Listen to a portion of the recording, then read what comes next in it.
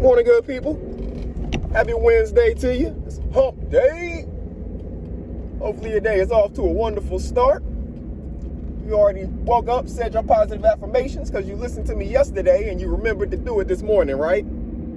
That's all right. If you didn't, go ahead and just hit that reset button. You can reset your day anytime you decide to because you control your actions and you control your attitude.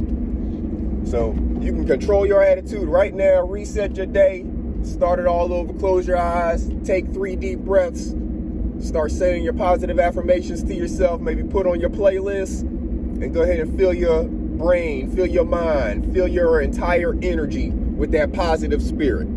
You can do it right now. If you haven't done it already, just do it right now. Give it a try. Close your eyes, take those 3 deep breaths. If you're driving, please do not close your eyes. Have common sense, that's number one. But close your eyes, take those 3 deep breaths. Inhale through the nose, exhale through the mouth. And then start saying your positive affirmations to yourself. Get yourself on that positive track, that positive thinking track. Not gonna let anybody knock you off your square today. They're gonna try. They're definitely gonna try. If your kids out there, hopefully they're listening to this too. Because somebody's gonna test you today. Another little kid, an adult, somebody's gonna test you. They're gonna try to knock you off your positive energy. But you can just kind of woo-saw through that moment and get right back in your head, right where you need to be, on your positive square. So I'm speaking all this positivity right now, and we're going to get back to it. But, of course, y'all know I definitely have to speak on mental health because I believe it's of utmost importance. So, yesterday, of course, I spoke on mental health. And after I, post my live stream and everything, I turn on one of the media things and I'm listening to it, and they said that a study finds that social media is basically having a negative impact on children's mental health. And things like that irritate me when I hear them on the media because that's common sense. We all know that social media is having a negative impact on children's mental health. We see that social media, things like YouTube, is having a negative impact on some adults' mental health. There's people out here who are using these social media platforms to destroy other people, or using it as a way to attack other people because they have some form of untreated mental health impairment. And instead of getting the help they need, seeking out the assistance from a professional, they instead attack other people as their outlet, as if that's okay to do. They're not getting any better. They feel better in the moment. They may get paid for it because in this country, people pay to see destruction and, downfall and things like that. So they may get paid to do it, but they're not actually addressing their own internal discomforts. Let's call it that. Whatever it is internally they're dealing with that has them uncomfortable about themselves or about their situation. They're not addressing those things properly. They're just instead lashing out at people. So we know that study, of course, is going to come up with the results saying that children's mental health is impacted by social media. There's nothing new about that. There's nothing surprising about that. They even went to break it down to saying like the ages of children that, or percentage of children in these age ranges from the study that are on social media. And there was said 40% of children 8 to 12 were on social media. Now, I'm not telling you what to do with your child, but what I am telling you is that 8 to 12 is still a developing mind to an extent. And, sorry, this truck just sitting here at the light. I don't know what he's doing. Lights are freaking turning red now. He's still just sitting here. What was I saying? Oh, yeah. Social media, developing minds. 8 to 12, your mind is still developing. And especially in the social ways. Because in the beginning, you're learning all of the other stuff. But in your social stuff starts to blossom more the older you get, your social experiences, right? So if the children are going to social media for their social experiences, and there's the same type of bullies and stuff like that on social media that they actually face in life, but if they actually face them in person in life, they can learn something more from it, and they can actually fight back in whatever way is necessary instead of becoming a social media bully themselves or whatever, they can actually take a punch and throw a punch back.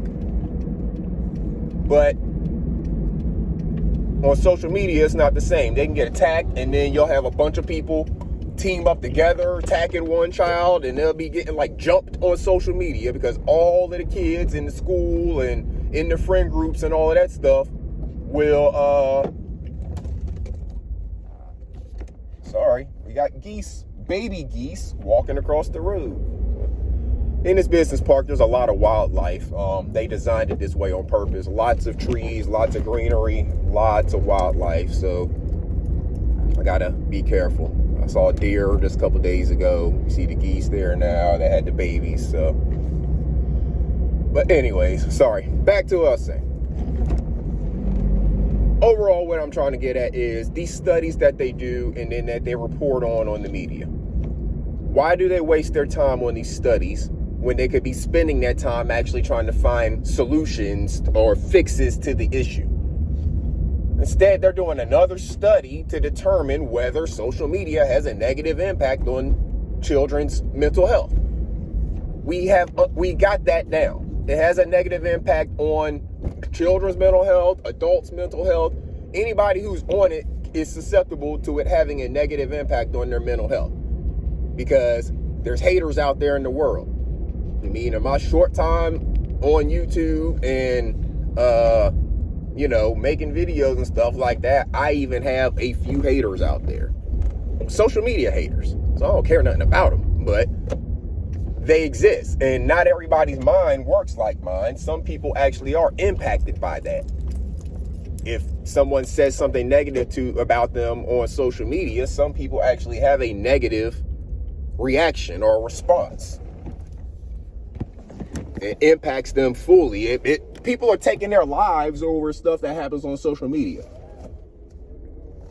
So, if we're not going to teach the children that talking to people about the things that are going on in their life, the stuff that's impacting them and affecting them, if we're not going to teach them to do that, and then you're going to send them into the lion's pit of social media at a young age, how do we expect them to be able to understand or cope with anything?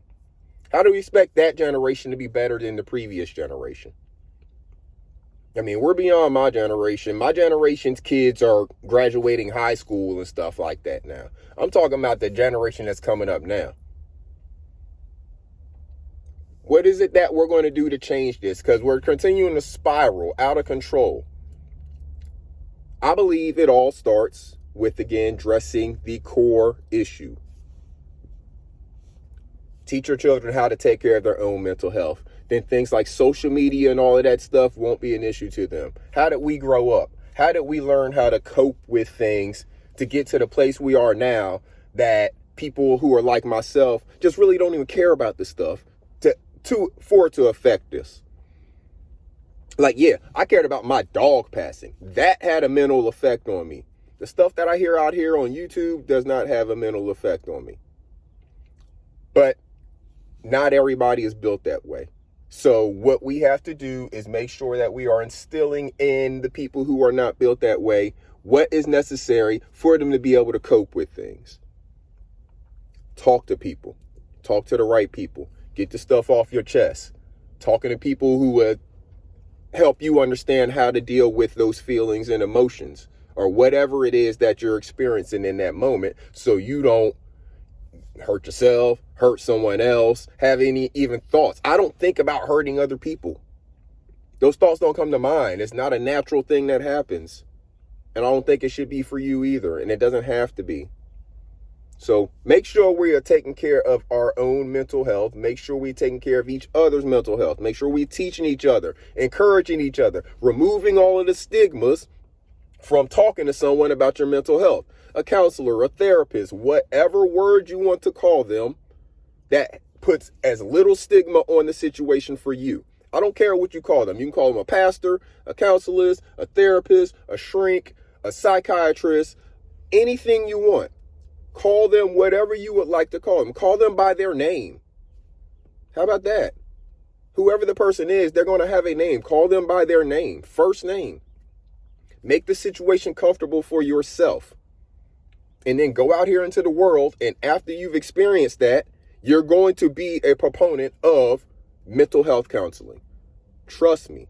After you go through a few sessions, build some rapport with this person. Session 1 is not going to be easy. It's going to be uncomfortable. It's going to be awkward.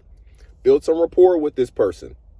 Let them start giving you some tools to try. And then you coming back and talking with them, and y'all get a little bit further along.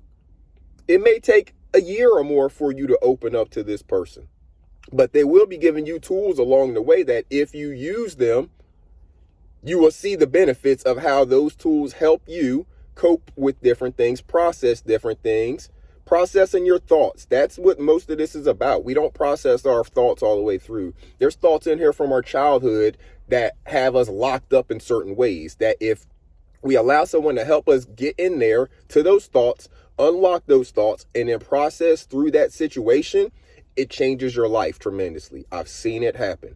Trust me on this. Trust old Iceberg on this, and just give it a try. Most of your insurance plans have some kind of counseling or therapy in the package. So if you have insurance, health insurance, look in your plan, see what's in there for counseling, health stuff, and there's a whole bunch of free resources out there. And always, if you're suicidal, anything like that, thinking any thoughts of hurting yourself, anyone else, dial that 988 hotline. 988 nationwide. Just like 911, you can dial 988 to get to a suicide prevention and mental health counselor, as opposed to calling the police. Call 988 and you're going to get a suicide prevention and mental health counselor. So take advantage of the resources that are here, people. There's a lot of free resources out there. You know, of course, you can pay and go see someone as well. Check your health insurance plan, but take advantage of what's out there for you and start to improve and heal your own mind, and do it for your children as well. I'm going to get in here on the grind, good people. Hopefully you have a wonderful day. Make sure you're taking care of yourself. Make sure you're taking care of each other. Put a seed in the ground. Get something growing. My garden is starting to come up and look beautiful. I know Sister T's garden is coming up looking beautiful. Custom Cousins garden looking good. There's a couple of people out there. I haven't seen Musso's garden yet, but I know it's a whole bunch of other people out there whose gardens are looking good. Y'all make sure y'all get y'all something planted too, so y'all's garden can look good just like ours. We're going to be eating good this year, people. They coming up looking good. Y'all have a wonderful Wednesday. Hump day. This is Iceberg. Salute, good people.